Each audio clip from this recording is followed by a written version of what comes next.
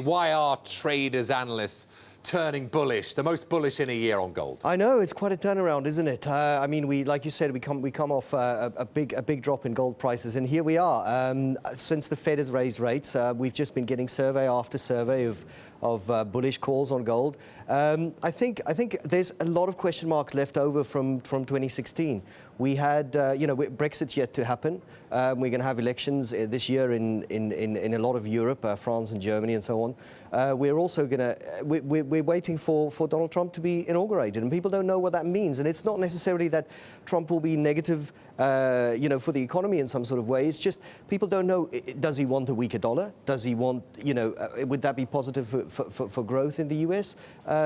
His budget, his pick for his budget advisor, for instance, is a known gold bull. So people just don't know, and it's that uncertainty that's good for gold prices. This chart highlights gold's run last year, Eddie. I mean, it rallied 29% by July, only to give back 16% by December. Once upon a time, gold was a hedge against inflation. Right. In this reflation trade talk, is that part of gold's possible allure as an inflation hedge once again? Look, gold's a great inflation hedge, but the real play is real rates. It's yields, and inflation taken together.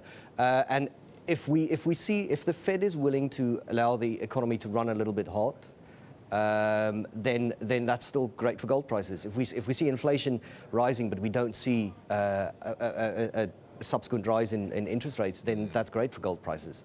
So that is definitely something that can support prices next year. So is that correlation what you'll be most watching to see where the direction of prices will go? Or will you also be keeping your eye on things like physical sales? Yeah, physical sales are very important. Look, we're heading towards Chinese New Year. By the end of this month is the Lunar New Year, and China is the biggest producer and biggest consumer of gold, so we can't really discount them.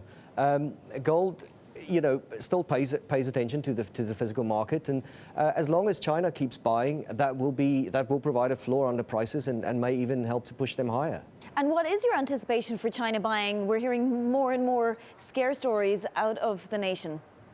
Yeah, look, there's two sides to it. On the one hand, we've got these questions about, is China as strong as people think? Will they buy as much gold as people think? But at the same time, it's also a question of, is their currency stable, and will people? We've seen a flow into Bitcoin in the last few weeks, and that's come off a little bit in the last couple of days. But is some of that money going to come into gold as well? People hedging against some currency risk in China. So all of those factors.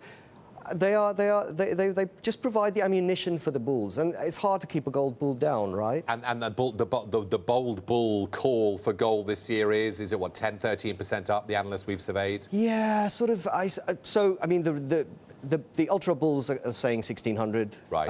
Among the mainstream of analysts, but 1350 would be I think a good year-end price for gold. Eddie, great to see you. Eddie van der Walt.